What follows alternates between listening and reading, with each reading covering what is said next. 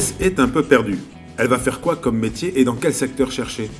Elle aimerait un truc dans lequel elle peut gagner sa vie, prendre du plaisir, bouger, voir des gens, bref, un métier idéal, quoi. Pfiou. Inès a besoin d'un petit café avec un croissant pour se remettre les idées en place. Ça fait du bien de s'asseoir dans un endroit accueillant pour réfléchir.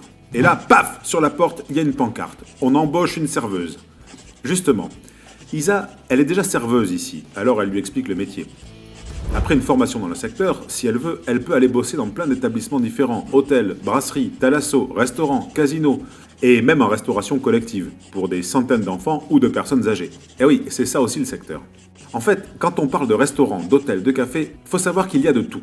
Les cools, les branchés, les tradis, les super luxe, les géants, bref, c'est tout un monde.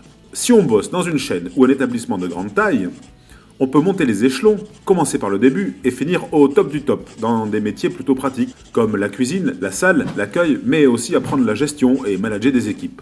Et non, il ne s'agit pas que de manger et dormir. Dans le secteur, on peut aussi faire fonctionner des machines techniques dans les thalassos ou les casinos par exemple, ou diriger des équipes, faire du commerce, du marketing, trouver des bonnes idées, bref, dans ces métiers, il y a tous les métiers. Pour Inès, ce secteur c'était surtout des jobs pour l'été.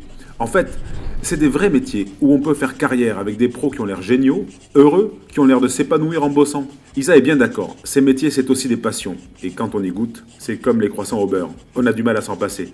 C'est décidé. Inès passe la porte du CFA, elle veut en savoir plus. Et toi ?